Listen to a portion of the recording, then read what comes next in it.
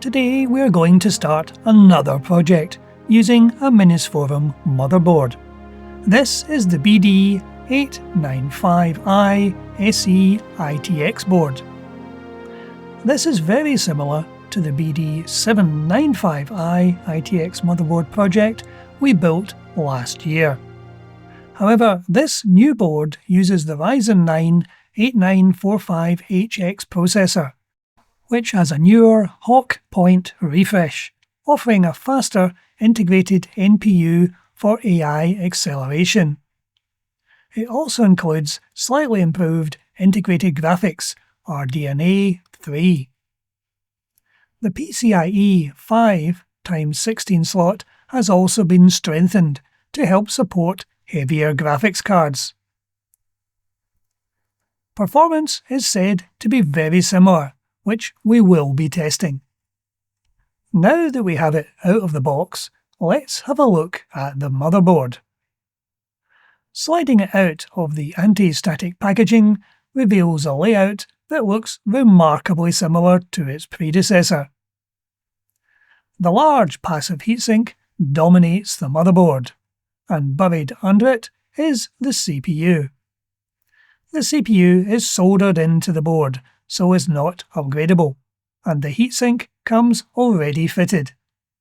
Here we can see the I/O side of the board, with its two USB 3 Type-A sockets, USB-C socket, HDMI and DisplayPort, plus the 2.5 gigabit Ethernet port, and two additional USB sockets and the obligatory audio ports. The area below the CPU heatsink allows for two M.2 SSDs to be fitted. It's important to note that this board has no SATA ports. At the back of the board is the usual 24-pin ATX power socket. There is also an additional 8-pin socket for CPU power. The two SODIMM memory sockets are above, and this board will support up to 96 GB of memory. So that's what we will be fitting in this project. Here we can see the reinforced PCIe slot, where you can fit a graphics card or expansion board of your choice. So in order to fit memory and SSDs to the board, I'm going to mount it in a test frame.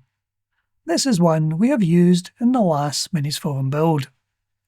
It supports ITX boards perfectly and will allow us to safely fit the additional components. So here we are, all ready to fit those components. Firstly, we will fit the two SSDs, which are 2TB Samsung 990 Pro NVMe SSDs.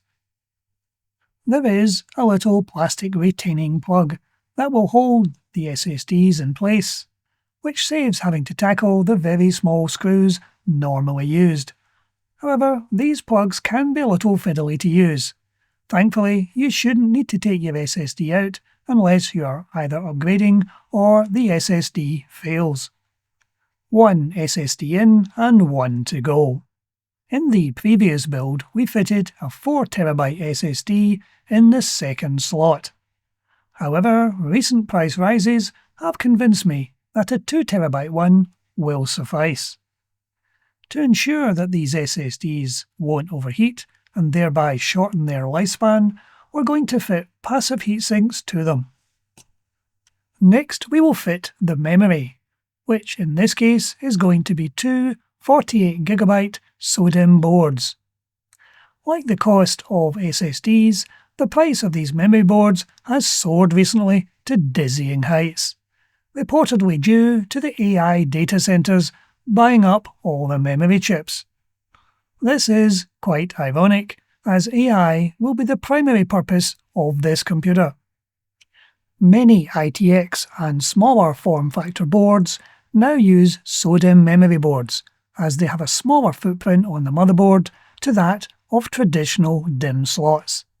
So now, with both the memory and SSDs in place, we can add the passive heatsinks to the SSDs. These are not expensive and did well in the previous build. The final component to be fitted on the motherboard is the CPU cooling fan. While the passive heatsink over the CPU does do a marvellous job of keeping the temperature down, it's recommended that you fit a cooling fan on top of the heatsink. To cater for this, brackets and fitting screws are provided for a 120mm fan. In this build, I'm going for the Noctua NF-A12x25 PWM fan, as used in our last build. The screws to secure the fan brackets to the heatsink are quite small, so take care when fitting them. However, when fitted, they hold the fan very securely. It's best to fit the I/O shield last to allow more room to screw in the fan brackets. The I/O shield screws into the side of the heatsink bracket, which is a great idea as it allows the shield to remain in place when fitting the board into a case. So we just need to plug the CPU fan into the motherboard, and this part of the build is complete. In the next video, we'll be fitting the HTPlex 500W power supply, installing Windows, conducting some performance tests, and then fitting the motherboard into its frame. As with the last build, this will be a maker beam frame, as this computer will be rack mounted. But that's it for today. Thank you for watching. Thank you for watching today's video. Please feel free to click on the link in the description below to discover more videos.